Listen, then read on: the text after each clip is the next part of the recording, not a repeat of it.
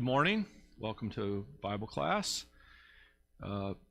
We're in a quarter in our curriculum where we take a break from the going to the Bible in 3 years, and we pick a topic. And quarter we're studying heroes of faith, catapulted from the passage in Hebrews chapter 11 that we're familiar with. Couple of lessons so far on individual people mentioned in the passage. We started with some of the more obscure people where there's less information about: Rahab, Abel, and Enoch. And we wanted to early on get a bigger picture of some of the fundamental questions about faith. What does this chapter mean in terms of what is the grade or the level of approval that's rendered by the author mentioning these people, describing these people? So we're going to wrap that question up today, and we're going to move on in some other things. I wanted to give ample opportunity to any of the participants in the class to weigh in on what for me has been the big initial question, and that is, if someone's mentioned in Hebrews chapter 11, does that mean they're saved? Does that mean they're in heaven? Now, there's a couple people who are just appearing the first time and their eyes just big. It's like, see, that's why it takes a little while to take this down. But it occurs to me that is a valuable question to ask, a meaningful question to ask. Of course, we want to get the answer. If there is a clear answer, we want to get from Scripture. We don't just our own opinions about that.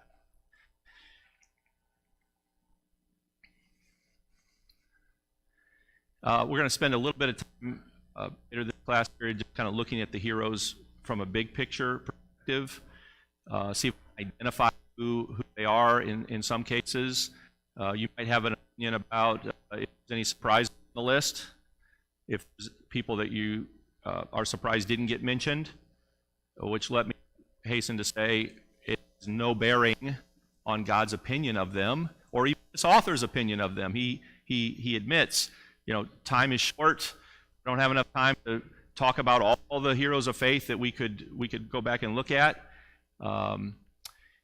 Is specific theme those mentioned as a group in Hebrews chapter 11? I believe there is. That's why I'm in the question here, and I think that's worth noticing, that he selected people whose faith demonstrates or was focused on aspect of life trying to encourage his existing audience. So very relevant his immediate audience that he picked a lot of these people because their lives and what they did and how they demonstrated their faith jives very closely with what he's trying to encourage them to do. Later in the quarter, we'll circle back and look at some things like it might occur to somebody in the room, like, why are we even spending so much time talking about other human beings, other flawed, fallible human beings, even though they're mentioned as examples? Spend time talking about. I think the Scripture, the New Testament, is to do that very thing. God does it himself. And no doubt throughout the quarter we'll be trying to come to a better, more thorough, more practical understanding of what the essence of saving faith is as it's described in Scripture. That's what this whole exercise is all about, folks. To help each one of us as we relate with God to examine our faith or the lack thereof, the strength of the faith, the weakness of the faith, and looking at these other characters, how can I walk day by day in a way where my faith is better, it's stronger, more genuine, so that it pleases God? there's other questions or topics pertaining to Hebrews chapter 11, I'm always open to input from the group. Anybody want to offer any now? Steve, there's this question that I've been thinking about for Hebrews chapter 11 for a long time. Now that you asked me, yes, I would like to make sure we spend a little bit of time talking about this.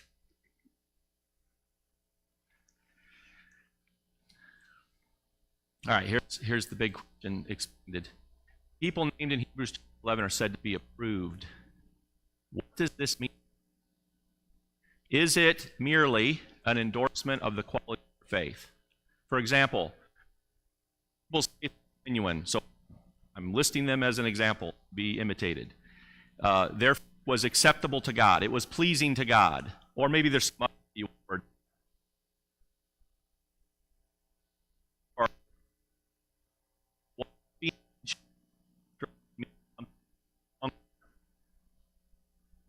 Not just an endorsement of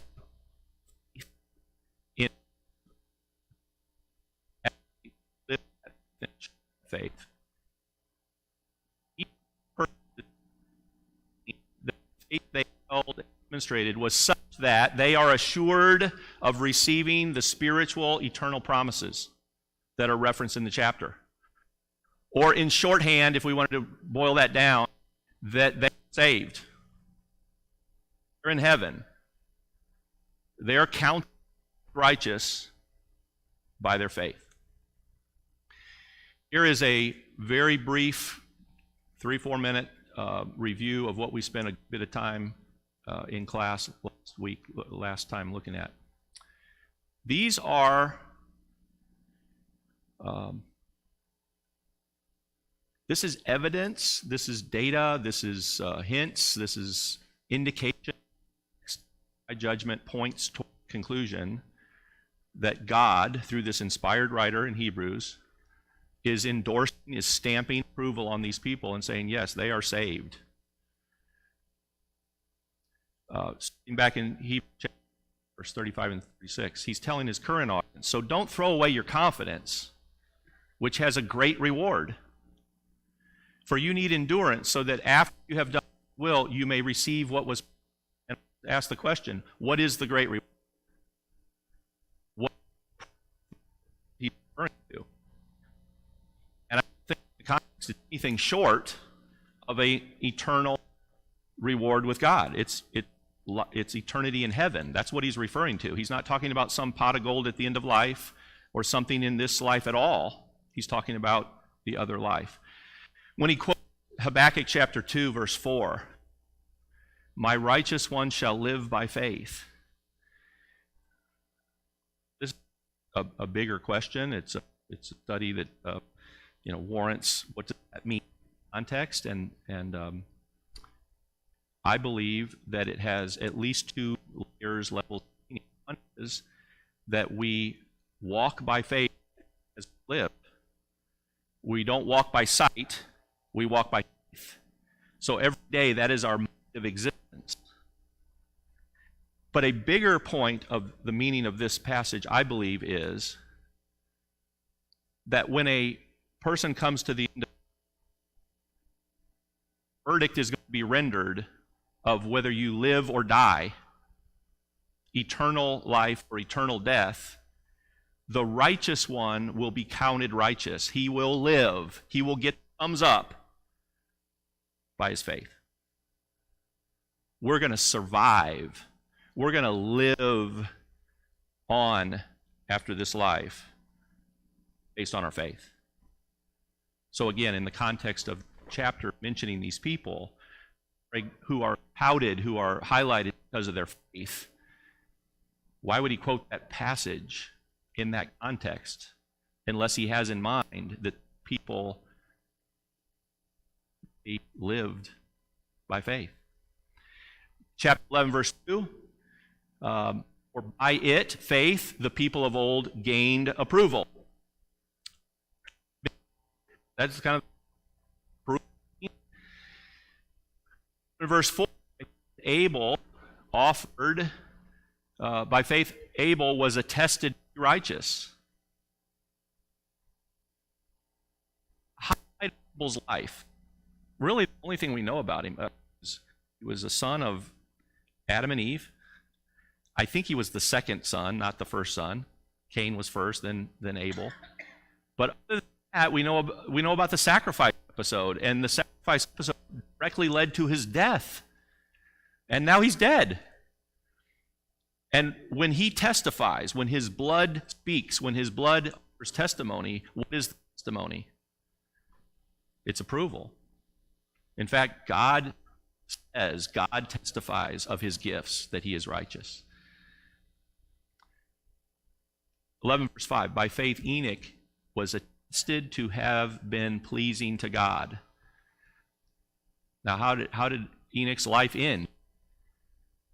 How did his play, his scene, act, his chance to walk before God, and the and words and actions and attitudes of his life that be judged by, what did it add up to? Pleasing to God. And God took him. His life was over. 11 verse 6, without faith it is impossible to please him. The obvious implication is with it's possible to please him. That's how you please him. One who rewards those who seek him. Here again, the word reward. What is the word that's getting mentioned? It's not in this life. It's the next life. 11:7, by faith Noah became an heir of the righteousness which is according to faith. What is that referring to? Is that referring to, the ark? Is that referring to his family after the ark? Is that referring to his vineyard, his all the things he accomplished after the ark?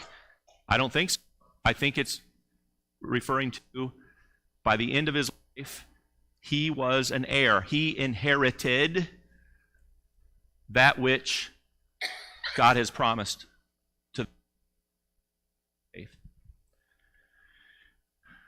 11 verse 8 and 10, there's more that's said about Abraham, but this statement is made, by faith Abraham was looking for the city which has foundations, whose architect and builder is God. That's not just a random statement plucked out of the context. Repeatedly, the author alludes to the reward, this later thing that they were all looking to, as either a country or a city. Now, where was this country? Where is this country? Is it a physical, geographical place on the planet? It is not. The Hebrew writer makes it clear. It isn't a place, a geographical place. It wasn't a physical city. If it had, they could have different direction. They could have gone back. The point is, this is not an earthly place. Its architect and builder is God. Now, from the context, did Abraham make it to the city? Did he didn't make it to the physical city. I mean, it wasn't about the physical city. He wandered around and didn't have a place to bury his wife. But by the time Abraham's life was over, was he an heir of the promise? Was he going to inherit he was going to go to the city, the architect and builder of which is God? Yes. Yes, it's clear from the text that this author is saying he made it to the city.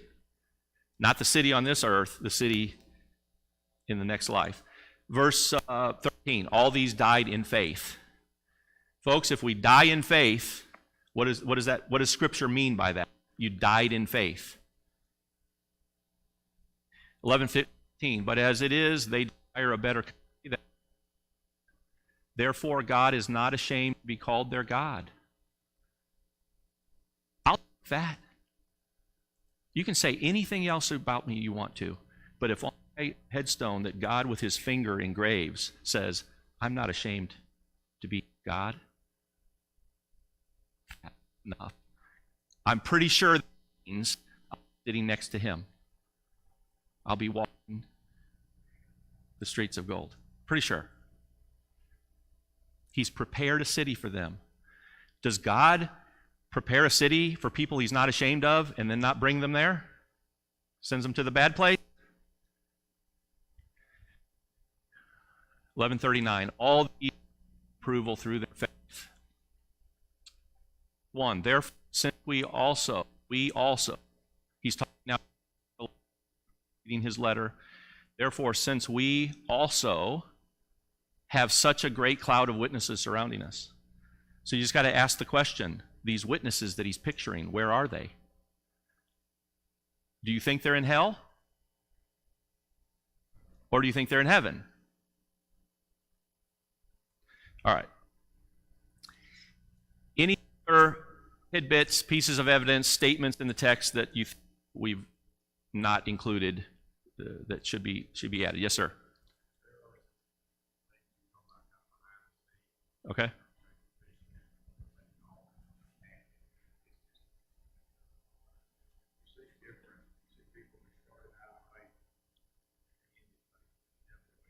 Yeah.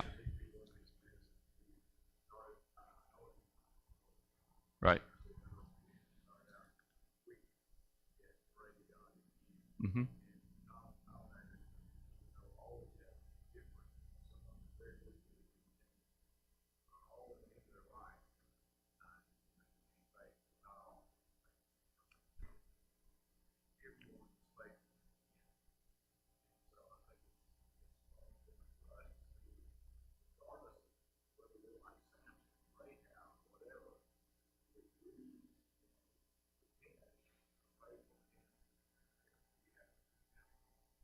Yep.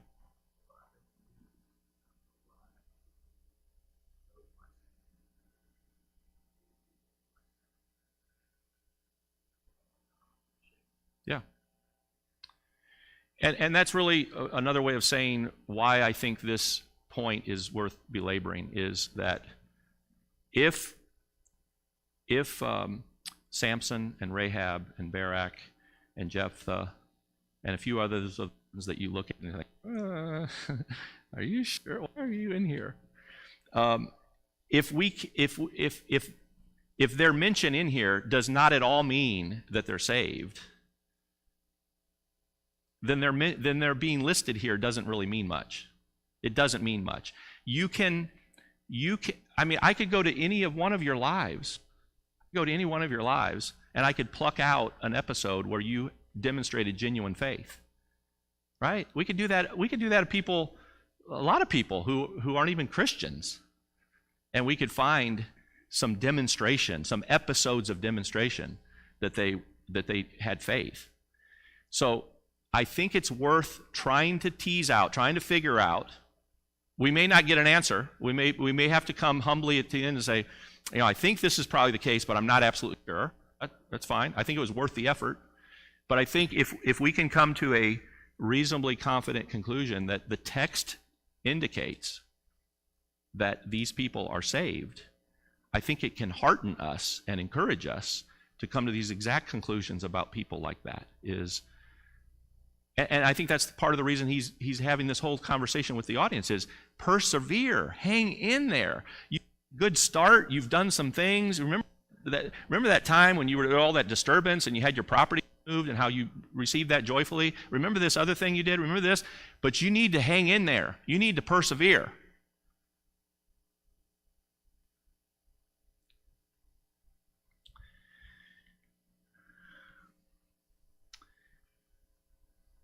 Okay, so there are a couple passages though that concern me. They're like, okay, wait a second, Steve, you got to be fair, you got to be objective, you got to consider all the statements. And now here are the ones. I got 20 wrong. That's 29. I'm pretty sure. But here are the two that give speed bump. Hold on a minute. Not too fast. Okay. Let's start with 11:30. So by faith, the walls of Jericho fell down after the Israelites marched around them for 7 days. Now, who demonstrated faith, genuine faith, by marching around?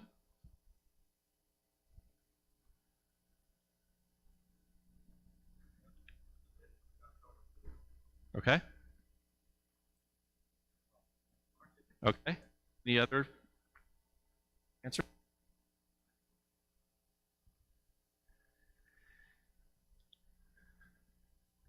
think it's possible? Let's just start with what's possible. Is it possible that out of, how many people were there that were part of the people that came out and marched around? Estimates, 2 million, 2 to 3 million. So remember, this is a different generation than who came out of Egypt, where the fighting men were numbered at 600,000. And then you try to extrapolate women, children, older people, and you get to 2 to 3 million, okay? Of course, that generation died in the wilderness, and then new children born, a whole new generation. But can we agree there's at least several 100,000 people, and they're walking around Jericho? Is it possible that any of those several 100,000 people didn't have a shred of faith? That they're like, okay, I don't, this ain't gonna work. I'm not gonna sit back at the camp because those people get run through with a spear. I ain't gonna do that. So I'm gonna walk around, but I don't really believe this stuff. You think that's possible? I think that's possible. The point of the author is that, generally speaking, the people walking around the walls are demonstrating faith in God. It doesn't make any sense militarily. There's no rationality between walking around a wall and expecting it to fall down and win a military victory. No connection. So why would you do it? Because you believe promise. You believe God saying, I'm going to give you a great victory, and I want you to do. So you just say, it doesn't make sense to me, but I trust God. I trust Yahweh. He said to do this. That's good enough for me. I'm going to walk around.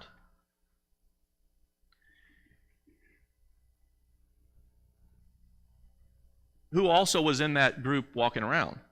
Do we know any of the people by name? Joshua, he was leading the group. Caleb. Achan. Achan. See, Achan's in the group. And I got a problem with Achan, okay? Because what happened, Achan, I'm not disallowing the possibility that Achan's in heaven. Not. I mean, he could have repented and God could have accepted him by the time he was executed. But I don't think that the author's point is to say Achan's in heaven. I don't think that's his point. And so I have to acknowledge the fact that here he is saying, by faith the walls of Jericho fell down after the Israelites had marched around them for 7 days. The Israelites marched, the people marched, the whole group of people marched, and it seems like I might be stretching the conclusion by trying to say that the author is saying every one of the people who marched is saved. I think that's a stretch. It's possible that he's referring to Joshua, because in let's find it here, Hebrews chapter 11, verse 30. I think, isn't Joshua's name mentioned somewhere? Help me. I don't think it is. But, that's an argument I've read in the is that this is referring to Joshua. Okay, well, Joshua's name isn't mentioned. The people, the Israelites, are mentioned. So that statement gives me pause. 11:29 gives me even more pause, okay, because by faith they passed through the Red Sea as through dry land, and the Egyptians, when they attempted it, were drowned. There's a whole lot more said about the Eretz generation that came out of Egypt.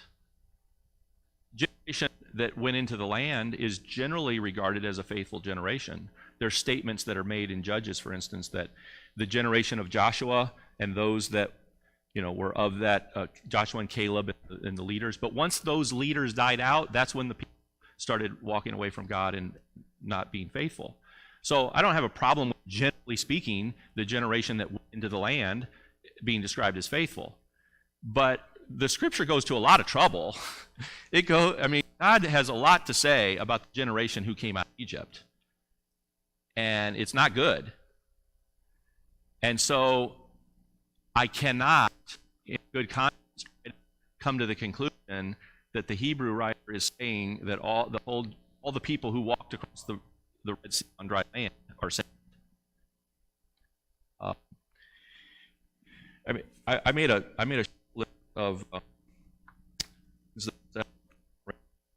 you remember the bad response starts with that generation? Okay. Did you remember the first indication like, ooh, they're not really on board with this plan. They're not really trusting God. Okay. Okay, that's definitely an example. Egypt. Remember when Moses came and said, hey guys, guess what? You're not going to believe this. Yahweh finally sent to rescue us from this. And he talked to me in the burning bush, and I'm going to go talk to Pharaoh. Some indication like, yeah, okay, that sounds good. We get out of this place. That sounds good. And his first foray at that goes, let my people go. My God has sent me and says, let my people go. It's like, I'm not going to let them go. In fact, you guys got too much time on your hands. If you got time to come to me and ask me, this is nonsense, okay? So no more straw. No more straw. You got to come up with your own straw to make your bricks. We're not even going to provide you the straw. And remember the reaction of people? All upset with Moses. Well, God, we had it bad. We were slaves. Now we got it worse. Moses, be quiet. Go away. Stop this. So right, the first instance of adversity, they're not faithful. They're not trusting in God, okay? Then it continues to the Red Sea. Remember, they're boxed in against the Red Sea. And out the cry of, oh, you brought us to die, and we're going to look, they're coming. They cross the Red Sea, big celebration, singing songs, everything's great again. But then got problems with water. I mean, where's the water? Moses, we're in a desert. Where's the water? Did you not think of that, Moses? Come on, let's go back. The mountain. We get to the mountain. Where's Moses? I don't know what happened to Moses. We better, Aaron, come on, figure this out. We got to have a God. The God who took us out. So there's the golden calf. There's the spy episode. Send the spies, 40 days. Come back, 10 voices. It's beautiful, it's great. We can't do this. 2 voices. Beautiful. Do it. Let's go. And allowed this public debate to happen. And of course, he knew how the debate would go. He let it go back and forth. Caleb speaks up and says, no, don't do this. We've got 2 chances, and still the cry just, this is terrible. Let's go back to Egypt. Then, of course, God renders his verdict and said, you're not going in, and you're going to die in the wilderness. And some of them say, oh, no, we're sorry, we'll go in. They get slaughtered. You got more food problems. This food, this manna, it's terrible, it's boring. Give us some real food. And then you got repeated episodes of leadership challenges. There's Miriam and Aaron. There's Nadab and Abihu. I may get some of the names wrong, but there's repeated Korah's rebellion. There's repeated people who just are not satisfied with the way things are going. In Hebrews chapter 3, this very book, the author references this generation. He goes back and quotes Psalm 95, Hebrews chapter 3, verse 7. Today, if you hear his voice, do not harden your hearts as when they provoked me, as in the day of trial in the wilderness, where your fathers tried me by testing me and saw my works for 40 years. Therefore, I was angry with this generation and said, they always go astray in their heart, and they did not know my ways. As I swore in my wrath, they shall not enter my rest. The generation that was in slavery in Egypt, and Saul, they witnessed, think about world history, there's the creation, there's the Exodus, there's Elijah and Elisha, and then there's the first century with Jesus and the apostles. Based on revealed scripture, those are the episodes in human history where God he's come most amazing demonstrations of his power. So this generation lived through one of arguably the four most magnificent time periods when God is displaying his power, and they didn't have faith. They are the poster children of bad faith, of not believing, of having lots of evidence and not believing. So how can I say that when the writer says all these were proved, that every one of the Red Sea are in heaven? Yeah. Okay. Those are the two sticky things that I think pull back and say, I can't be absolutely sure that that's what he means about every chapter. Where I'm at right now is are named, the people that are named specifically. That's what the intention is. That's what the significance is. But I've got to admit some debate about that. But I'm still asking. I'm sending out emails to some people, asking them to weigh in on it, some feedback. So let me pause here. Any other comments, questions, observations about this?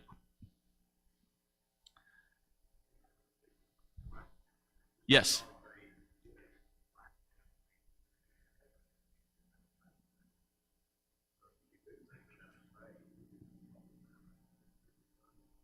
Yes. Right. Yeah.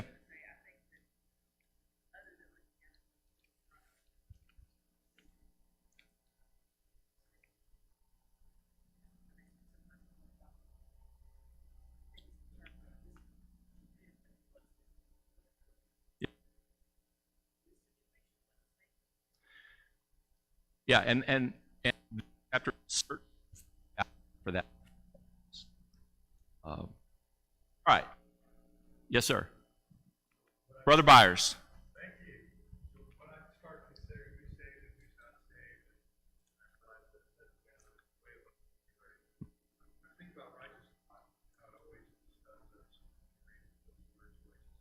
Yeah.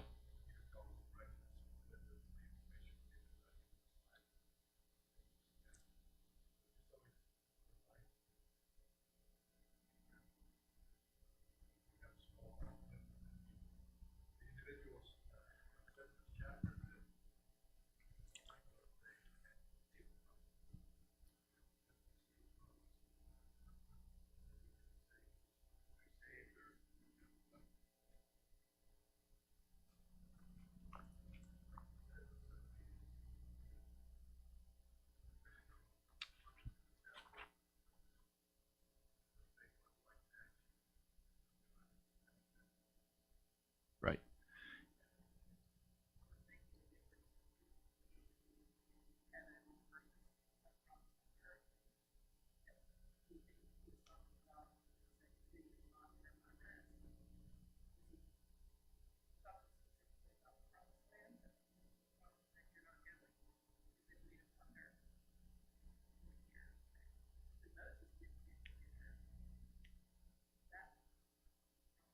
Yeah, so off the cuff, so when I taught Hebrews 2 quarters ago, we got into that and followed the logic. So off the cuff, I don't want to try to remember that point, but he does make the point in chapter 4 that when he swears that they'll not enter my rest, if Joshua had brought them into the rest, right, then that would have settled it. But his point is, even when Joshua brought them into the rest, that's not the rest he's talking about, right? So it's a spiritual rest, ultimately. Yes, sir.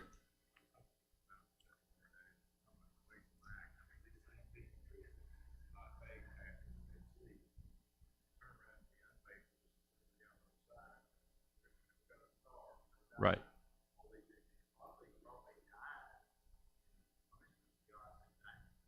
Mm-hmm.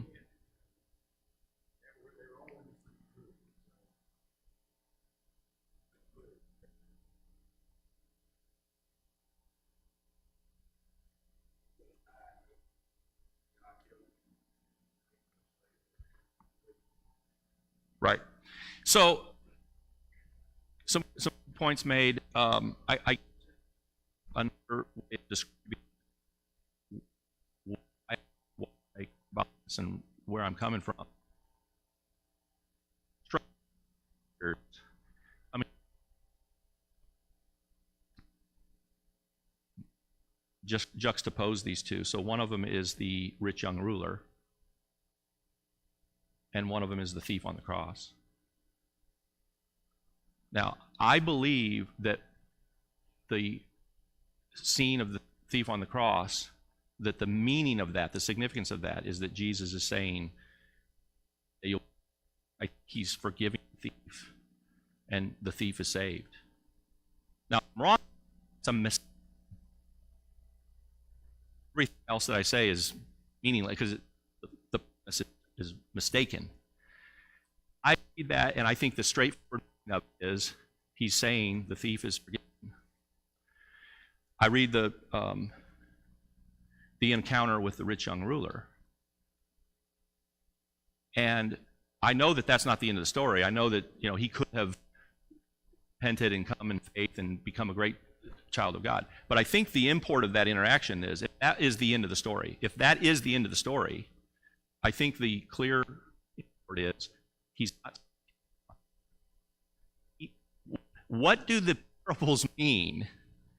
What do the parables mean, folks? If Jesus says that the person who comes to the kingdom of heaven is like man who finds a treasure in a field, and he goes and takes everything he owns and sells it so he can buy it and have treasure.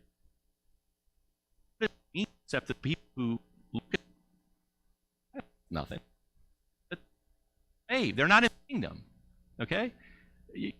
We can't have it both ways, where the people who everything to have the treasure are saved, but people who disdain and who kick dirt on it, who walk by it, are still saved. Maybe they're saved. Yeah, they're probably still saved. We can't have it both ways. Neither of these statements are the most powerful, impactful things that have ever been said in the human language, or they're not. And so the conclusion that I think is the only reason I'm not trying to predict the future of the rich young ruler. I'm just saying in that moment, the clear import is he walked away sad. He was not willing to do the one thing that said, this is the thing you lack one thing. Do this. It wasn't the conclusion. Oh, I'm still saved. I'm still saved. I'm still a good person. I've still followed all these rules, followed all these laws from my youth. No, that's not the conclusion. And so I have to wrestle with that, because if I'm drawing it up, if I'm rendering a verdict, and I've got a guy who's been really good, been righteous, who's been all these good religious things, that characterizes his life, but he wasn't willing to give up everything else, sell it, give it to the poor, and stop his life, walk with Jesus and follow Jesus. Ministry. It's law. I'm like,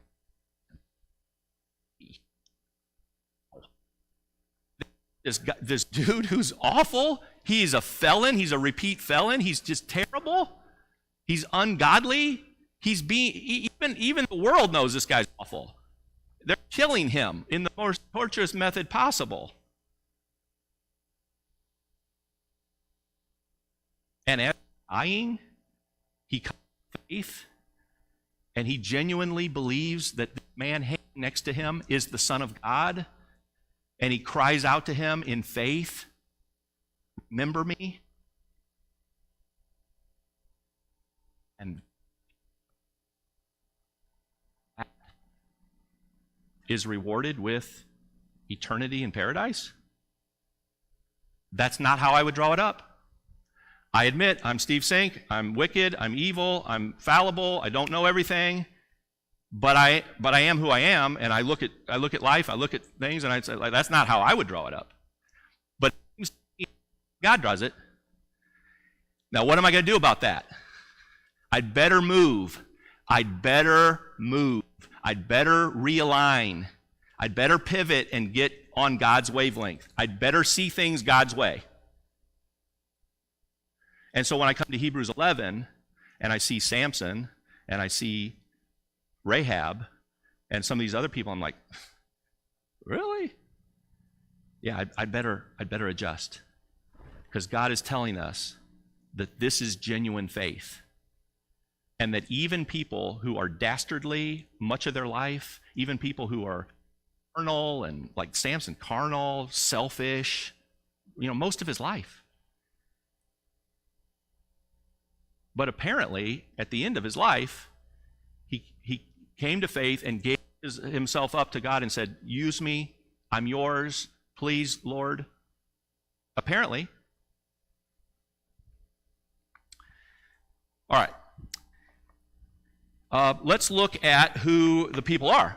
Can I help you with that? Oh, ye of little faith. Larry almost wouldn't accept the papers from me, thinking that we're not going to get to it again. And I'm going to let you share for a minute, because I'm not sure if I made, I think 30, but that may not be enough for everybody.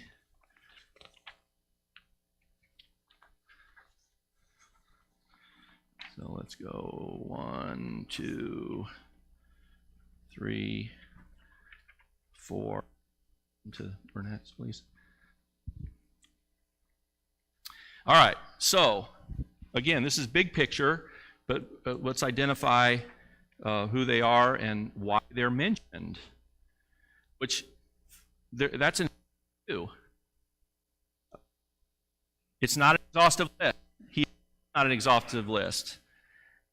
But why does he pick the reasons that he does for the people that he does? That's an interesting question. So we got verse 4. He offered a sacrifice. He obtained the testimony that he was righteous.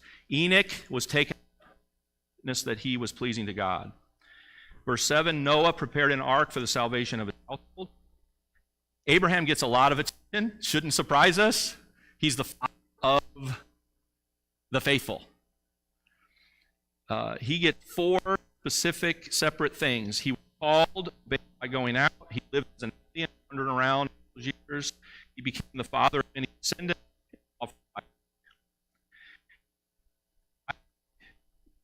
Jacob and Esau.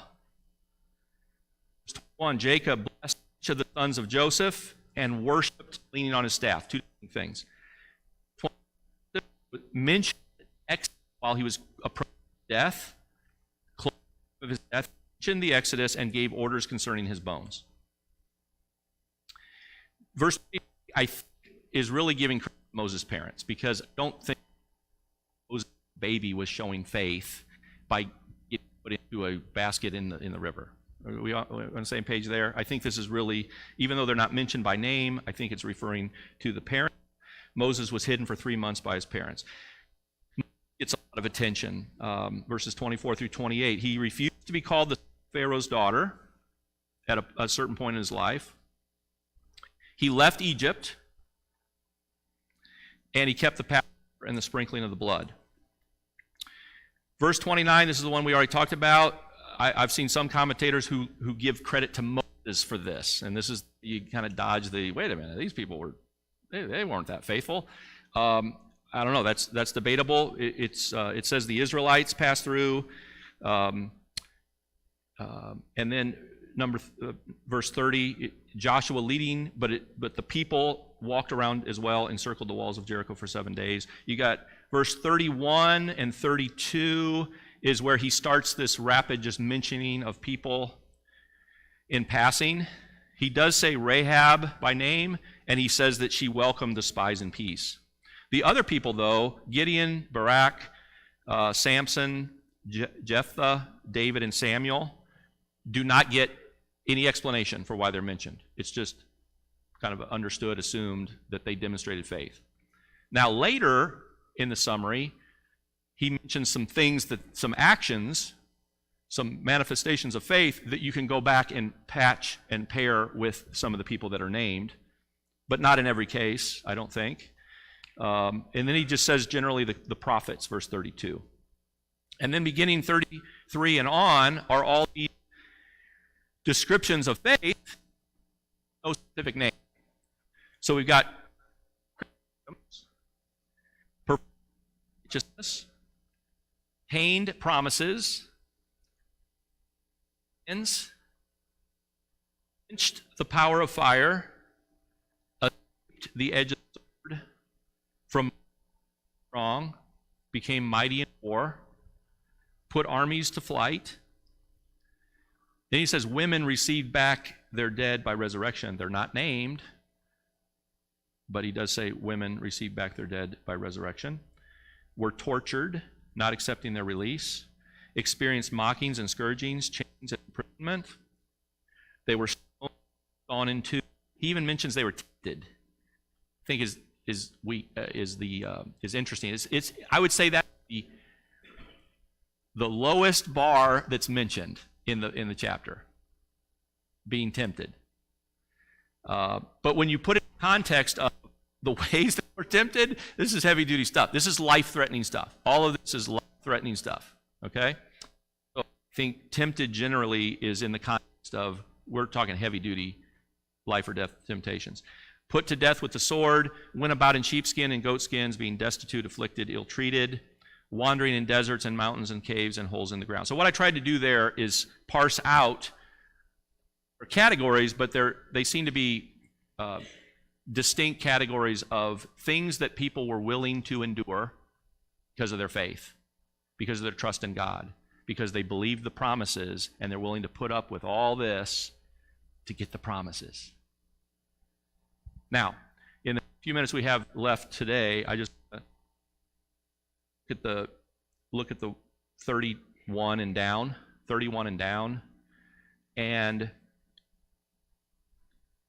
speak to this question first, please. Are there any people that are not named by name, but that we can be confident in who the author is referring to because of the context and what's said about what they did? Okay, head yes. Daniel, which one do you think? The mouths of lions. So the question would be, are there any people described in Scripture who shut the mouths of lions? You could argue the Samson and the David killing the lions. That's a good point. I think Daniel is an obvious reference because he was in the lion's den by faith. He was in the lion's den by faith. He knew what the punishment was, and he did it. He prayed anyway. Any others that you think are? Yeah, I have their names down there too because I think quenched the power of fire. That's a powerful story, and they definitely, through their faith, God quenched the power of fire. Any others?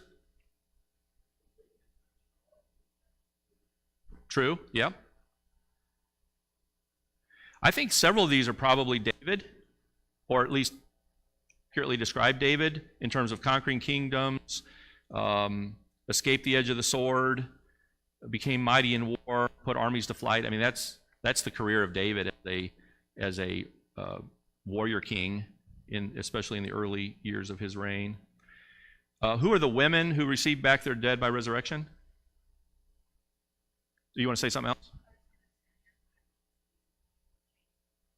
Yes, Jeremiah. So some of the prophets that we don't know as much about their personal lives, you have to read 66 chapters to get a few things about their lives. So, Isaiah, Jeremiah, Ezekiel, some of those prophets are probably in mind here. Other hands? Yep. Correct. Yep. Right. Yeah. Correct. Yep. Exactly. So I think the women who received back their dead, there's very few resurrection stories, and in the Old Testament, there's the two women one Elijah and one Elisha, who the prophet acted in their life to bring about a son by supernatural means, and then they lost the son, and then they got the son raised back by the prophet. So I think that's who that's talking about. All right, we'll pick up there, and we'll start getting into some individual, back into